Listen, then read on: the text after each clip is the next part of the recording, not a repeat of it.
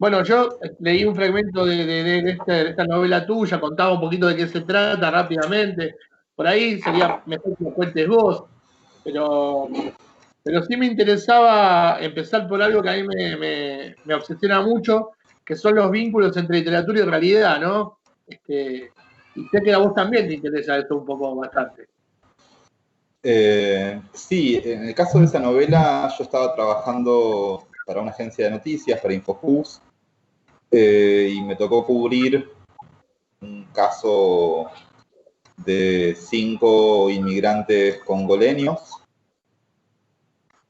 que habían sido tirados por la borda, digamos, por la tripulación del barco, cuando fueron descubiertos como polizones, en un barco carguero que tenía como destino un puerto de Rosario.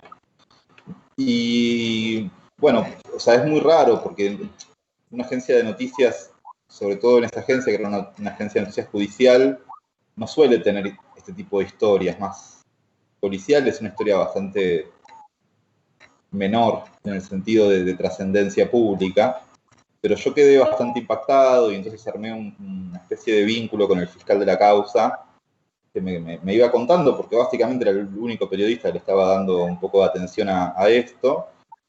Y en un momento me contó lo que habían encontrado en el interior del barco, los objetos con los que habían intentado sobrevivir ese viaje. Y no sé, desde un frasco de aspirinas, un paquete de galletitas, cosas muy mínimas realmente.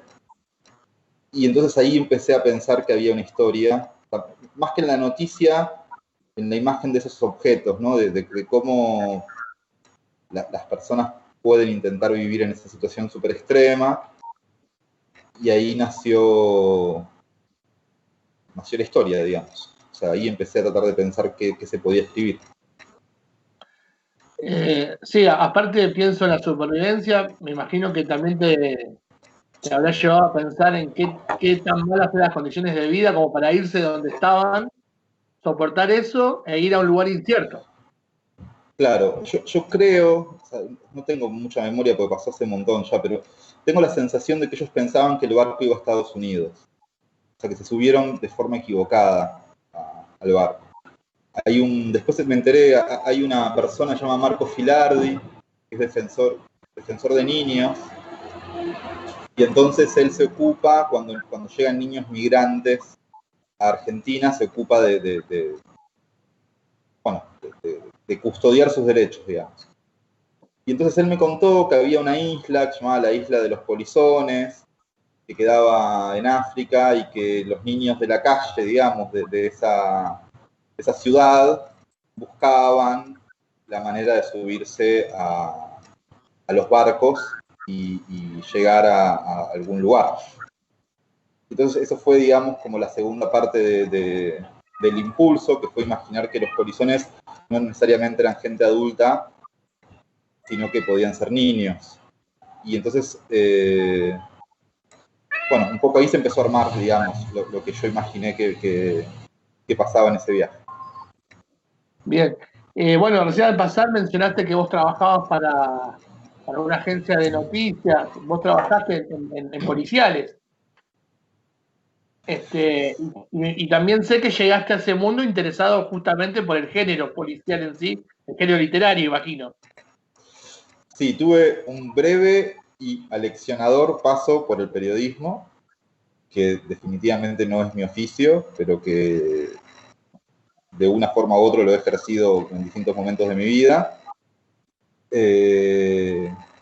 Y claro, yo ya era un lector de género negro, ya era un lector de policiales, y entonces entré primero a Cosecha Roja, que cuando estaba dirigida por Cristian Alarcón, y cuando Cristian fue nombrado director de Infojus, varios de los que estábamos en Cosecha Roja pasamos a formar parte de esa agencia, con una lógica periodística bastante parecida.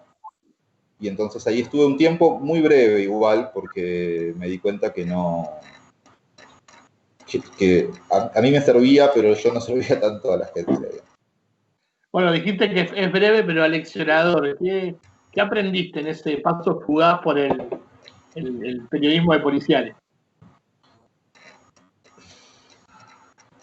Mirá, todo lo que yo sé del oficio de periodista lo sé por mis compañeros y compañeras de la agencia. O sea, noté realmente lo que una persona que quiere ser periodista hace. Y son cosas que yo no hago, o sea, o que no hice en ese tiempo. No sé, siempre cuento una anécdota de Sebastián Ortega, un periodista extraordinario, muy joven, de policiales, que en una cosa que fuimos a cubrir, un evento que fuimos a cubrir, tirado en el piso, escribiendo en la computadora como podía la crónica para llegar pronto. Todas esas cosas muy de la pasión periodística que yo no tuve, creo que no tengo y creo que no tendré. Que tienen que ver con el amor a una profesión. Claro. Entonces, la lección que me dejó, digamos, es que la escritura del periodismo y la escritura de la literatura son dos escrituras con criterios de eficacia, criterios de estilo y criterios de intervención completamente distintos. Y que lo que a mí me interesa es la escritura literaria. Bien. Lo mencionaste a Alarcón, ¿no? Y mencionaste la crónica. Digamos que hay como una, desde hace muchos años, creo yo, un arribo masivo de una literatura de no ficción, o si querés, periodística, que se lee como literatura, pero que sin embargo proviene del campo del periodismo. ¿Ahí cómo ves? ¿Crees que es un híbrido de los dos? ¿O también seguís creyendo que hay como una división entre ambas búsquedas? Es una pregunta súper interesante, pero yo creo que requiere como desmenuzarla, porque si uno piensa en Walsh, que para mí es el que funda ese campo, tiene que pensar que el criterio, Walsh llevó al periodismo procedimientos literarios, pero asumió el criterio de eficacia del periodismo, es decir, quería que sus libros actuaran sobre la realidad, modificaran la realidad. Yo creo que esa es una de las posibilidades de la no ficción. Escribir un libro con mucha velocidad para que ese libro intervenga en la realidad. Y después hay otro tipo de no ficción, que es la no ficción de sangre fría, o que es la no ficción de, bueno, incluso algunos libros de Cristian Alarcón, que tiene más que ver con utilizar procedimientos de la literatura, pero con hechos reales. Eso para mí tiene más que ver con la literatura que con el periodismo, si se quiere. Porque su criterio de eficacia no está pensado, digamos, para intervenir en la realidad. O sea, cuando Capote escribe A Sangre Fría no está pensando en modificar ninguno de los hechos que está narrando. ¿Sí? Es más bien, en la hipótesis de Piglia, un intento de renovar la novela por una vía ajena a la novela, como son los hechos verídicos. Entonces, yo leo A Sangre Fría como si fuera una novela. ¿Sí? Y creo que lo que le pido a Sangre Fría es lo mismo que le pediría a, no sé, El Sonido y la Furia, de Faulkner, digamos. ¿No? Ahora, cuando hay un libro que sale de inmediato, por ejemplo, hay un libro que salió en su momento, creo que escrito por Diego Rojas, cuando fue el asesinato de Mariano Ferreira, creo yo que todavía con el juicio en curso, bueno, ese libro me parece que quiere intervenir en la realidad, o sea, que quiere meterse en la realidad y modificar algunos hechos. O los libros de Rajendorfer, por ejemplo, La Bonaerense, libros que me parece que intentan modificar algo de lo real. Yo ahí abriría, digamos, como un espacio, no me parece que sean exactamente lo mismo. Entiendo. ¿Y te interesan los libros por ahí también que pertenecerían a este grupo que estamos mencionando, ya sea de uno o de otro lado? Por ejemplo, los que escribe Palacios, digo, los de los grandes criminales o los de los grandes crímenes. Sí, o sea, en mi paso por el género negro, digamos, eso está muy cerca, ¿no? O sea, cuando uno frecuenta la novela negra, se da cuenta que muchas veces se puede partir de un hecho completamente imaginario, o se puede partir de un hecho verídico, o incluso se puede contar una historia verídica y construir una novela con eso. Entonces me interesan pensándolo dentro de la lógica de ese género. Si vos me decís, ¿dónde ubicaría yo la literatura de Palacio? Creo que merece un lugar dentro de lo que está pasando en la novela negra argentina. ¿Sí? O sea, lo pensaría ahí, en esa zona. Te hago una pregunta con un poco de temor, porque tal vez la juzgues un poco superficial o demasiado inmediata, pero no puedo dejar de mencionarte lo que está pasando en las plataformas con la serie del crimen de García Belsunce, ¿no? Que en realidad es una producción que sale gracias al éxito que tuvo la serie de Nisman en el verano, y ahora sé que hay en marcha 3 o 4 crímenes de gran repercusión en producción, me han contado. Por ejemplo, creo que se está filmando el de Nora Dalmazo y alguno que otro, ¿no? ¿Crees que el interés que despierta esto es el mismo interés que despierta por ahí el propio género policial? Digo, el que elige una serie de ese tipo, el que se atrae por una serie policial, ¿los ingredientes son los mismos que en la literatura? Yo creería que no. O sea, creería que yo vi Nisman, la vi con mucho placer, digamos, porque es una serie muy bien hecha. Pero me parece que, creo que era Benjamin el que decía que hay una distancia, digamos, entre el lector del periódico y el lector de novela, ¿no? Entonces yo creo que muchas personas acceden a las ficciones verídicas, ¿no? o a la forma ficcional de contar los hechos verídicos, pero que después no dan el paso a la ficción. Creo que hay otras personas que sí, que pueden tener una relación con ambos objetos.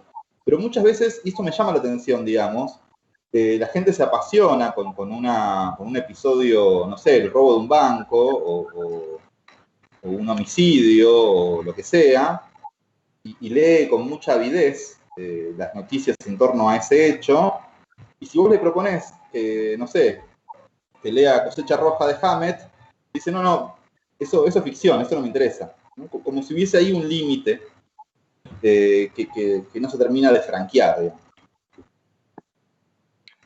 Sí, creo que tiene que ver también con esas películas que están antecedidas con la leyenda basada en un hecho real, como que eso le da un valor, o mucha gente, por ahí en el consumo masivo, eso es un valor agregado, ¿no? Y yo siempre, cuando enseño realismo en la escuela, le digo, miren chicos, yo les puedo decir esto, está basado en la historia real y no tiene nada que ver con la historia. Digo, y hay mucha gente que cuando tiene esa leyenda previa, como que lo aborda de otra forma el producto. Exacto. Yo creo que también tiene que ver con la, a veces, dificultad para ingresar al campo de la ficción, ¿no? La fórmula típica es el había una vez. Vos escuchás había una vez y estás en el campo de la ficción. Bueno, hay gente que parece mantenerse un poco a distancia del había una vez. Y entonces cuando el había una vez se reemplaza por basado en hechos reales, el ingreso al espacio, no vamos a decir de la ficción, pero la representación es más fácil, es más sencillo. Y eso tiene que ver con lo que vos decías, digamos, con los consumos masivos y cómo se construyen los consumos masivos y cuál es el lugar de la ficción en nuestra comunidad y qué piensa la gente que hace la literatura, qué piensa la gente, qué valor le da la gente a los mundos imaginarios, que es otro gran problema, digamos, ¿no? O sea, si está interesado o no en involucrarse con eso. Claro. Juan, hoy contaba al principio que si bien vos ya tenés toda tu vida instalada en el centro, dijiste que estás en 11, ¿no? creciste acá, en el oeste, en Hurlingham. Entonces quería preguntarte rápidamente qué recuerdo tenés de acá, en qué barrio te criaste y cuáles fueron tus primeros contactos con la literatura, de por fuera de la formación sistematizada, no fuera de la escuela. Yo nací en Villa Tesey, después nos mudamos a La Ferrer, después nos mudamos a Ramos y volvimos a Tesey, y mi último, o sea, el gran trayecto de mi vida en Hurlingham fue en Quirno, en Parque Quirno. En los últimos años 90, digamos. Yo o sea, cuando alguien me pregunta la imagen de la tristeza social, la imagen de la desocupación, la imagen de la pobreza y qué sé yo, para mí son esos años, digamos. Supongo que si lo hubiese vivido en otro lugar del país sería lo mismo, pero era una imagen de fábricas cerradas y gente sin trabajo y nada, una imagen muy difícil. Y yo terminé el colegio secundario en la nocturna de Mariano Moreno en diciembre del 2001, así que casi que coincide con el estallido social que produjo esta situación económica y política. Esa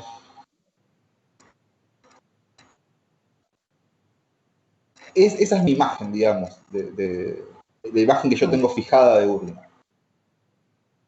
O sea, ser adolescente en Hurlingham en esos años era la desolación, porque uno no sabía de qué iba a trabajar, si iba a trabajar, nada, digamos.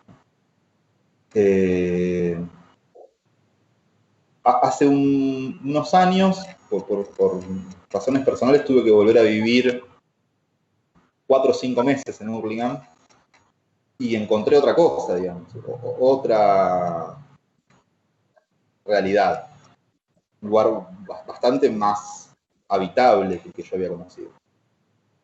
Y tuve suerte porque tuve algunos docentes, una profesora en la nocturna del Moreno que me acercó unos libros extraordinarios cuando yo estaba empezando a leer a los 15, 16 años. La otra relación que tengo, que es como yo empecé a leer, como un poco como sigo leyendo, yo compraba Clarín y La Nación habían sacado unas colecciones de libros a 5 pesos, que era literatura universal, y venían uno por semana. Y yo, el kiosquero de diario del barrio, me los guardaba, y yo los iba comiendo así como venían, sin ninguna indicación de quién era, de qué siglo, de qué lengua estaba escrito, nada.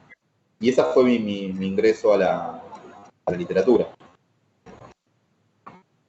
¿Recordás cuáles fueron estos libros extraordinarios que te dio la docente esta del Mariano Moreno cuando tenías 15 años? Recuerdo que me presentó, no recuerdo cuál es el cuento, yo creería que es Conejo el cuento, pero no estoy seguro. Me presentó Abelardo Castillo. Y Abelardo Castillo fue mi gran referencia durante muchos años. Yo pasé de ahí a leer Las Maquinarias de la Noche, y después leí Crónica de un Iniciado, y después leí toda su obra, y eso me modificó no solamente la forma de leer, sino a quien yo era, digamos. ¿Lo pudiste conocer? Lo conocimos, hacíamos una revista llamada Juguetes Rabiosos, y le hicimos una entrevista en el 2007, que era un número especial sobre Roberto Art. Entrevistamos a él y lo entrevistamos a Piglia y entrevistamos a José Luis Mangieri para ese número, y nada, lo pude conocer y tengo mi ejemplar firmado de Crónica de un Iniciado gracias a esa experiencia. Sé que hay varios escritores muy influyentes o decisivos en tu, no sé si en tu formación como lector o tu formación como escritor, pero sí que son importantes. Ya mencionaste a uno que es Walsh. Quería preguntarte por Saer, y después quería que nos hables un poco de Faulkner. Mirá, Saer llegó para mí un poco tarde, lo tuve, o sea, yo como no pasé por la universidad, tengo una serie de prejuicios. Están mal, o sea, ya advierto que están mal mis prejuicios, no es que los reivindico.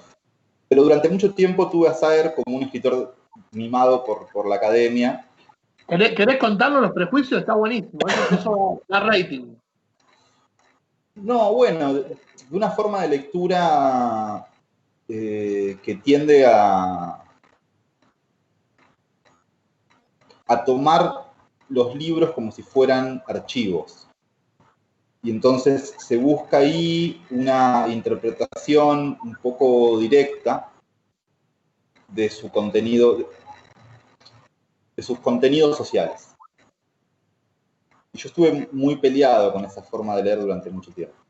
Y eso fue muy perjudicial para mí porque me perdí de leer teóricos muy importantes que encontré más tarde, digamos. Yo soy una persona especialmente interesada en la teoría, además, o sea, no es una cosa que no me importa. Entonces me perdí de leer a Fredric Jameson durante muchos años porque lo tenía asociado a la academia y llegué más o menos tarde a los formalistas y un montón de cosas. Entonces Saer me parecía un producto, igual que Aira, muy mimado por Juan, por la Facultad de Filosofía y Letras, y que no... Y entonces yo estaba a distancia, ¿no? Tenía como una tradición más Roberto Arlt, más de otro tipo de literatura. Y cuando lo empecé a leer, me desmintió, o sea, me alucinó. Me di cuenta de lo que estaba pasando ahí y me arrepentí muchísimo de haber retrasado esa lectura, digamos. ¿Cuál fue el primer libro que leíste de él? Cicatrices. Leí Cicatrices y la primera parte me pareció que estaba muy bien, pero no me... Bueno, no me parecía tan maravilloso y leí la segunda parte, que es la parte donde el abogado laboralista deviene un jugador compulsivo del punto y banca y aluciné. O sea, no lo podía creer. O sea, en el momento que lo estaba leyendo no lo podía creer. Entonces, a partir de ahí empecé a leer, no toda la obra, pero muchísimas de sus novelas, algunos de sus relatos, sus ensayos. Y nada, quedó en un lugar muy fundamental para mí de lo que se puede hacer, sobre todo de lo que se puede hacer con la lengua. Por supuesto que hay procedimientos técnicos y hay arquitecturas en Saer que son extraordinarias, pero lo que se puede hacer con la lengua, él lo lleva a un lugar que es muy impresionante. Y con Faulkner, al revés, con Faulkner estaba entre los míos mucho antes. Yo tuve una especie de gran tutor, que es un librero de Parque Centenario que se llama Hugo, que tiene un puesto en Parque Centenario, que ha formado a generación de lectores. Y él me iba diciendo qué libro de Faulkner me tenía que llevar y cuál no. Y entonces lo leí mucho más temprano y con mucha más... Bueno, también con menos herramientas para leer, ¿no? O sea, es una cosa que pasa con Faulkner. Por lo general se lo lee muy temprano y entonces te perdés muchas cosas. Ahora lo estoy releyendo y es alucinante, pero llegó a mi vida muy pronto y con mucha marca, me dejó muchas cosas. Juan, ¿en qué momento decidiste dedicar de lleno tu vida a la actividad literaria con todas sus variantes, ¿no? Digo, además de la escritura, dirigir revistas, por ahí reseñar algún texto, dar talleres. ¿Cuándo fue el momento en que te tomaste ese impulso? Yo creo que en el 2005, en realidad, sí, 2004-2005, yo tenía 21 o 22 años y ya era un lector, y me interesaba empezar a encontrarme con lectores. Entonces armamos Juguetes Rabiosos, la revista, y después de esa experiencia, digamos, que terminó hacia final del 2007, yo ya me di cuenta que ese era mi ámbito. El problema es que en nuestro campo literario dedicarse de lleno no se sabe muy bien qué quiere decir, porque la gente muchas veces tiene, las escritoras y los escritores muchas veces tienen un empleo que no tiene nada que ver con la escritura. No se puede vivir de la literatura, y es una cosa que es importante tener en cuenta.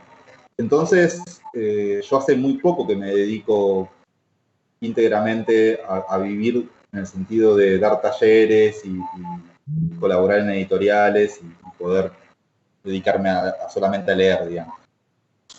Sí, por eso la pregunta apuntaba a la decisión, después a la concreción es otra historia, porque bueno, como vos dijiste, sabemos que la dificultad que atraviesa el campo cultural y en concreto el literario, bueno, son de puro conocimiento, ¿no? Incluso hasta por ahí los escritores más prestigiosos o vendedores, digamos, tienen el mismo problema. Sí, sí, o sea, es un campo literario, o sea, la cantidad de lectores que existen para la literatura argentina contemporánea no permiten que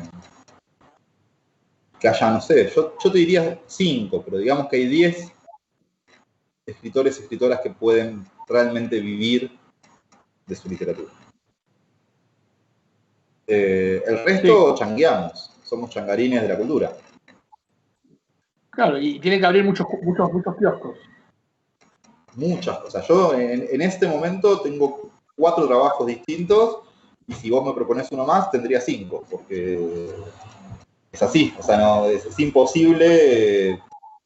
Bueno, yo tomo una decisión igual, que es la decisión de tratar de dedicarme a esto. Hay gente que no, y que entonces hace una cosa completamente distinta, 8 horas al día de su vida, y dedica los tiempos que puede a escribir. Sí, incluso me consta gente con premios importantes y con libros muy buenos que no pudo dejar su empleo de histórico, administrativo por ahí. Sí, sí, eso es un problema, y yo creo que también tiene cierta virtud, que es no escribir libros con la hipótesis de que lo tenés que vender. Porque cuando vos, es decir, tu sustento depende de que el libro se venda, estás negociando lo que querés escribir con lo que te da de comer. Y yo creo que esa es una ecuación que puede ser peligrosa en un punto. Porque no hay posibilidad de riesgo formal o de experimentación cuando uno está, me parece, cuando uno está tan atravesado por sus condiciones de vida. Entonces yo no estoy tan a disgusto, digamos. Piglia decía que lo que él había aprendido de Borges es a vender sus lecturas y resguardar su escritura. Es decir, uno cuenta lo que lee, lo cuenta en reseñas, o lo cuenta en clases, o lo cuenta en talleres, cuenta lo que lee, pero resguarda su escritura. Yo creo que prefiero ese modelo, digamos. Bien. Juan, quería preguntarte por algo que no es tan habitual en la literatura contemporánea, al menos, que es esto de escribir un libro en conjunto con Ferrari. Sí, no fue exactamente un plan, fue más bien una propuesta. Yo estaba escribiendo ese texto y no lo podía terminar, estaba bastante avanzado, y Quique tenía como una especie de bloqueo y no sabía qué escribir, y quería escribir una historia más o menos lineal, porque bueno, había escrito una cosa enrevesada, quería ir a una historia lineal que se contara de principio a fin, y yo le dije, te regalo el argumento, lee lo que escribí, fíjate si te sirve, y es tuyo, y listo. Entonces él lo leyó y me dijo, mirá, yo creo que a esta novela le falta muy poco para terminarla. Si querés, yo acomodo lo que me parece que hay que acomodar, la termino, te la paso, la escribí, corregí lo que quieras, me la pasás y la publicamos juntos. Y entonces empezamos un proceso de pasarnos el libro uno a otro, uno a otro, uno a otro, haciéndole correcciones, hasta que alguien dijo, bueno, esto no da más. O sea, me cansé y listo, terminó el proceso, digamos. Y nada, fue... O sea, yo con Quique hice muchas cosas, tuve muchas aventuras en el campo de la literatura, en el campo de la militancia, somos amigos hace 15 años. Esta fue una, entre otras cosas que hicimos y que nos divirtieron hacer juntos. Esa es la historia.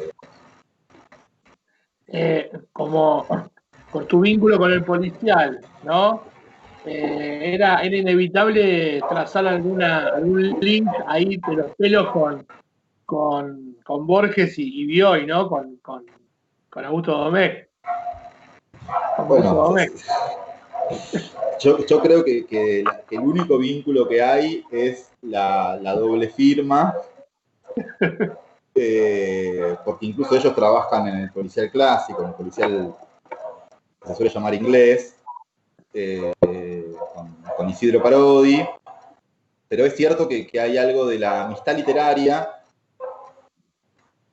que para los escritores y escritoras argentinas, Bioy y Borges se comportan como un modelo de amistad literaria y de solidaridades y qué sé yo, el Borges de Bioy, ese librote inmenso, interminable, da cuenta de que su vínculo estuvo atravesado por la literatura, entonces algo de eso se juega, me parece.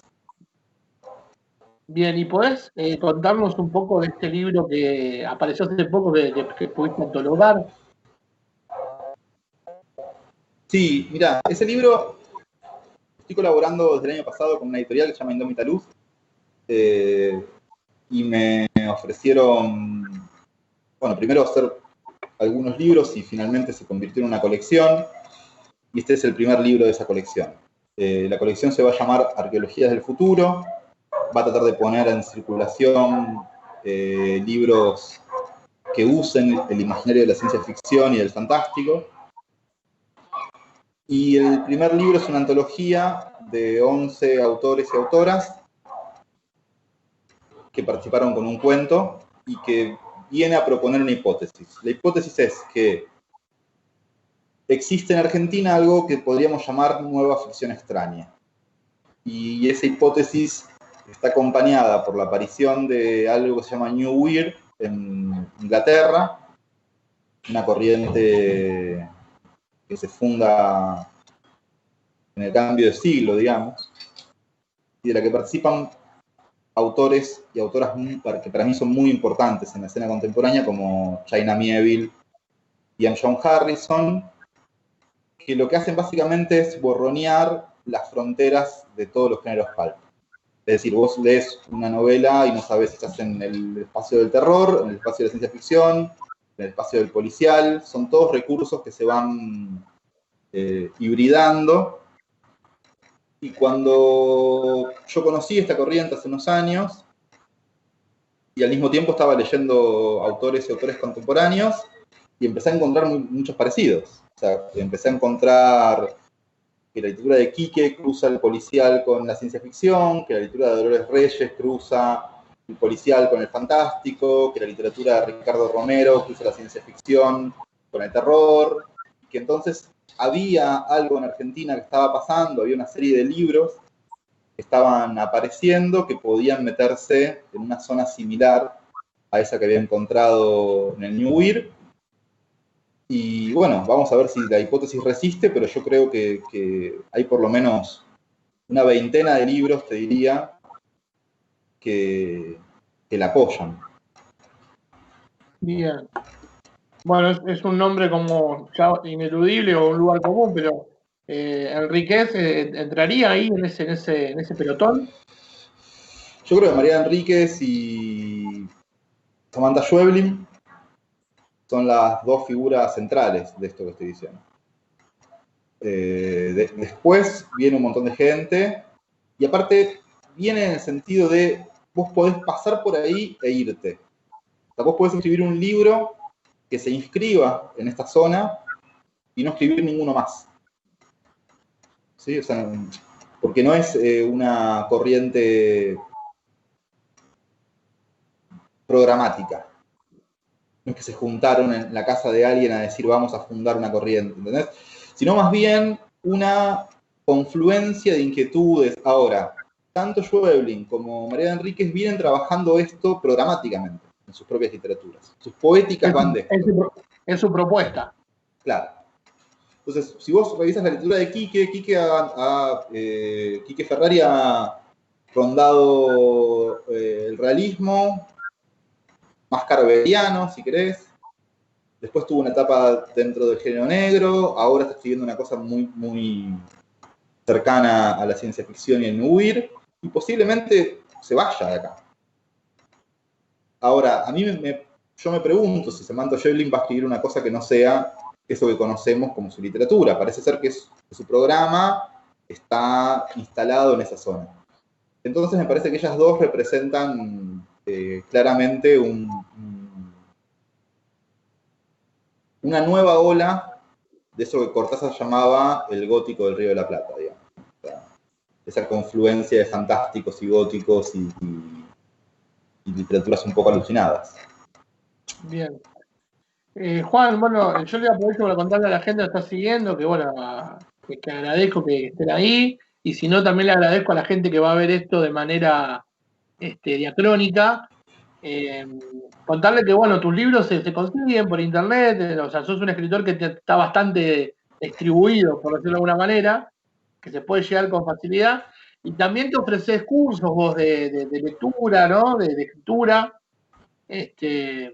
¿Cómo es tu experiencia ahí con la gente que se aproxima a la literatura? Es de las cosas más lindas que yo he encontrado en la literatura. O sea, yo me he encontrado amigos y amigas muy, muy queridos en esos espacios y hemos encontrado, yo formo parte ahora, por ejemplo, de un observatorio de ciencia ficción, tecnología y futuros, se llama Proyecto 5, y que eso sucedió porque había talleres. Entonces yo tengo la sensación de una comunidad de gente pensando desde la ficción o desde la teoría los mismos problemas, digamos. Y entonces la experiencia de los talleres para mí fue muy, muy gratificante, o sea, y es una cosa que pienso seguir haciendo, digamos, que pienso quedarme ahí. Bien. Ojalá que cuando esto se normalice un poco más, podamos tenerte de visita acá a Hurlingham para tener un encuentro cara a cara con los lectores que hay. En Hurlingham, sabés que tenemos varios talleres literarios que funcionan y hay como una avidez muy grande por este tipo de actividad. Y bueno, una prueba de ello es que desde hace ya 3, 4 meses, cada 15 días estamos acá conversando con escritores. Tratamos siempre que tengan algún vínculo con nosotros. A veces no lo hay, simplemente está el interés por lo que hacen, pero bueno, en este caso se daba todo, ¿no? Tu literatura y tu biografía, así que bueno, yo estoy muy contento y te agradezco por haber participado. Bueno, muchas gracias por esta invitación y por la invitación en el futuro. Por supuesto que voy a estar ahí si se da la posibilidad, y está buenísimo que se sostengan estos proyectos. Yo sé que cuestan un montón y que suelen ser muy de mucho compromiso de quienes participan para poder bancarlos, así que agradezco mucho la invitación y celebro que exista este espacio y que los lectores y las lectoras de Hurlingham tengan estos lugares para acercarse a autores y autoras. Bueno, a la gente que quiera contactarse con vos, estás en las redes, Facebook, tenés todo eso vos. Sí, sí. O sea, Bien. Te localizan por ahí. por supuesto. Bueno, bueno, te saludo de nuevo y a la gente los invitamos, los esperamos el martes ya 24 de noviembre. Vamos a tener la presencia de Nadia Sol Caramela, así que les mando un saludo a todos y nos estamos viendo.